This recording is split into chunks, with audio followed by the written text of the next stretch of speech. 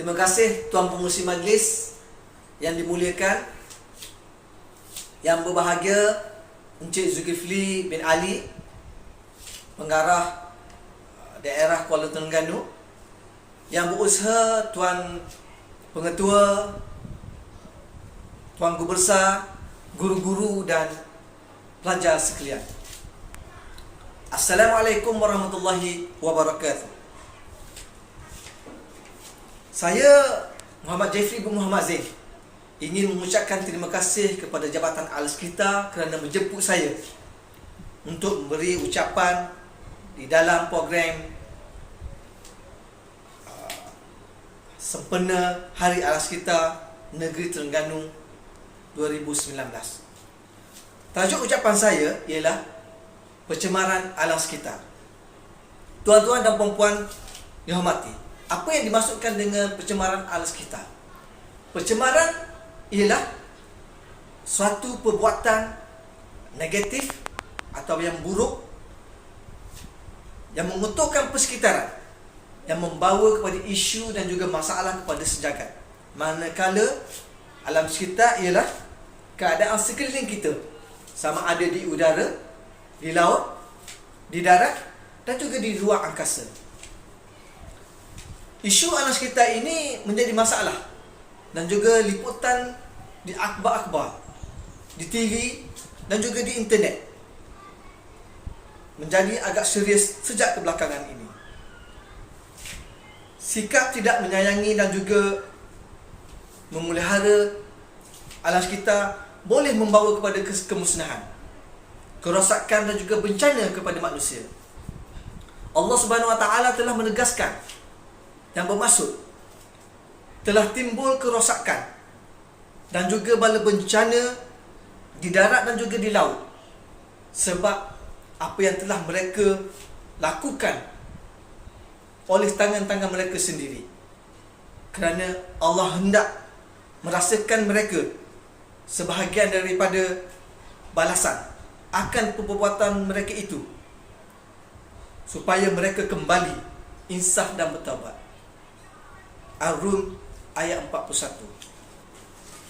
Hadirin dan hadirat sekalian, pencemaran alam sekitar berlaku daripada pelbagai jenis. Kita jangan memandang sebelah mata ataupun melihat sahaja akan kemusnahan dan kerosakan ini. Pencemaran yang pertama iaitu pencemaran tanah, disebabkan oleh pembuangan sampah, pembuangan sisa toksik dan juga pembalakan tidak terkawal.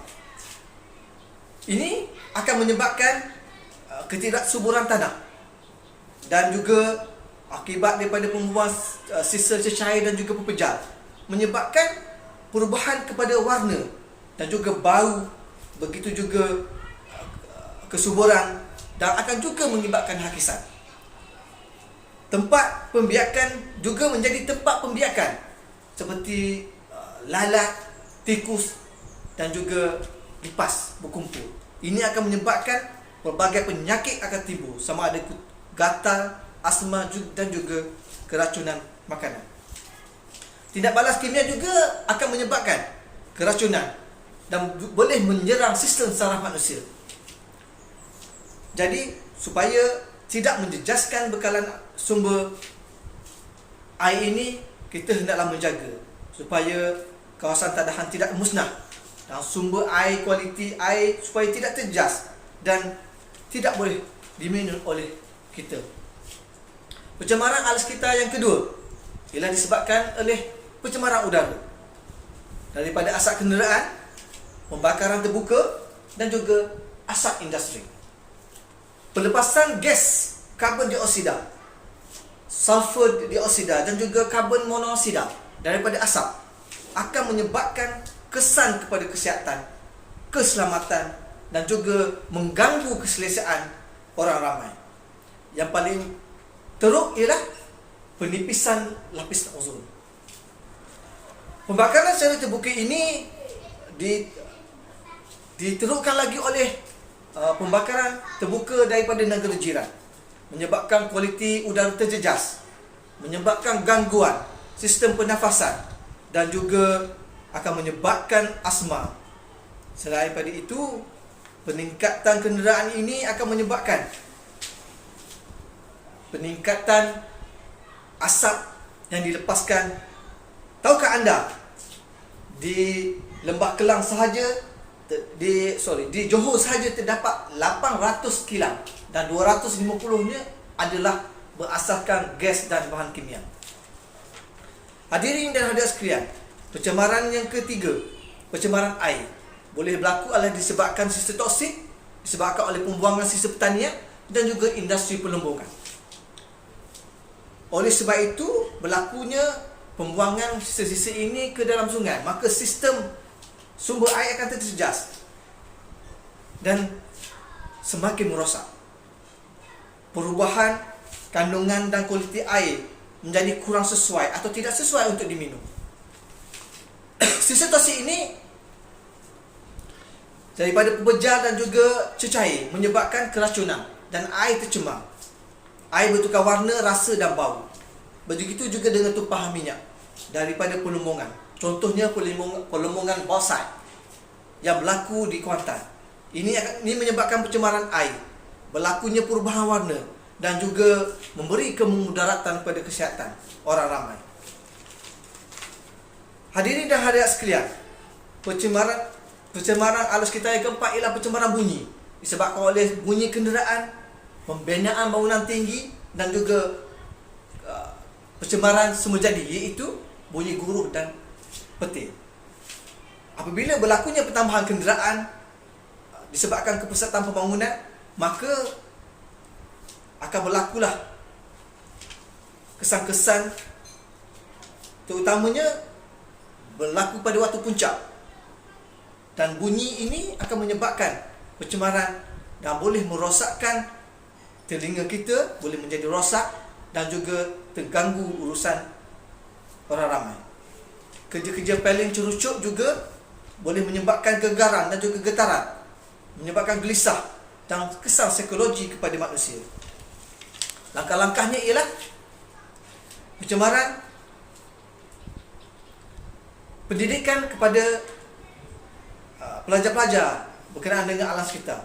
Dengan kaedah ini akan dilaksanakan dan menyelesaikan masalah pencemaran tanah. Memperkenalkan kurikulum pendedahan secara berkala, menyemai kesedaran dan secara lebih berkesan. Mengadakan program hijau seperti menanam pokok-pokok baru di kawasan taman, di kawasan sekolah dan juga penempatan. Yang kedua ialah kempen dan hebahan. Tanggungjawab radio dan TV, internet, edaran risalah. Keburukan akibat pencemaran alam sekitar ini boleh dididik. So, media menjadi platform terbaik mempengaruhi masyarakat, membentuk pemikiran dan pendedahan penyebaran untuk memenangi masalah alam sekitar ini. Mewartakan undang-undang. Masyarakat tahu kepentingan menjaga alam sekitar.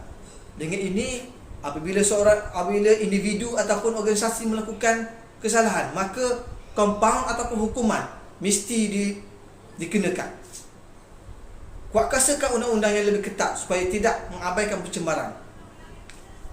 Selain daripada itu, penubuhan yayasan ataupun pelibatan NGO dan juga syarikat-syarikat supaya memberi kerjasama, menggabungkan tenaga, memberi sumbangan supaya rakyat, masyarakat mempunyai sumber pengetahuan tentang pemeliharaan sumber alam sekitar.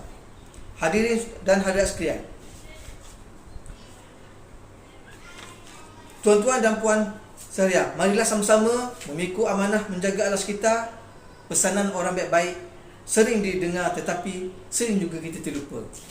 Kita bukan mewariskan alam sekitar ini kepada anak-anak cucu kita, tetapi kita meminjamkan daripadanya. Maka peliharalah dan alam sekitar ini, sumber alam sumber jadi yang diamanahkan dengan secepat mungkin agar anak cucu kita nanti mendapat nikmatnya. Tuan-tuan dan puan sekalian, sebelum mengakhiri ucapan saya ingin merakamkan ucapan terima kasih kepada semua yang terlibat dalam menjayakan program ini. Semoga usaha murni ini dapat dilaksanakan secara berterusan dan memberi kesan positif dalam usaha kerajaan memelihara alam sekitar dan meningkatkan kemakmuran negeri kita ini, Terengganu Darul Iman. Sekian, terima kasih. Wabillahi taufiq wa hidayah. Wassalamualaikum warahmatullahi wabarakatuh.